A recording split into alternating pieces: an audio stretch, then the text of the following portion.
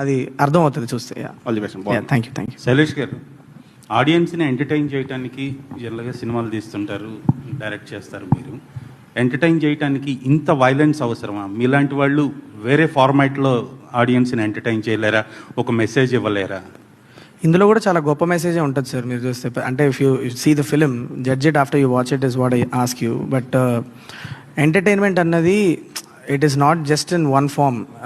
మీరు వైలెన్స్ అవసరమా అంటే నేను కన్వే చేయాలనుకున్న విషయానికి ఆ క్యారెక్టర్ అంత వైలెంట్ అయితేనే నాకు ఆ ఇంపాక్ట్లో ఆడియన్స్కి వెళ్ళి కన్వే అవుతుందని ఒక కన్విక్షన్తో నమ్మే కాబట్టి అలా తీసే సినిమా. It's as simple as that. కొన్ని జానరాస్కి అవసరం ఉంటుంది that kind of violent imagery or ఆ క్యారెక్టర్ ఎంత దూరం వెళ్తుంది. సింపుల్ చెప్పాలంటే ధర్మం వైపు నిలబడ్డ ఒక మనిషి ఎంత దూరం వెళ్ళాడు అన్నదే కథ అన్నప్పుడు ఆ ఫోర్స్, ఆ రేజ్ చూపించినప్పుడు మీరు ఆ ఇంపాక్ట్ ఎలా క్రియేట్ చేయగలుగుతారు ఆడియన్స్లో. That is the only thing. But it's not unmotivated violence. మీరు సినిమా చూస్తే మీకు అర్థమవుతుంది ఎందుకు అంత దూరం వెళ్ళారు అన్నది. నేను ఆల్మోస్ట్ ట్రైలర్లో చాలా ఒక లేయర్లో చెప్పాను నేను. So yeah.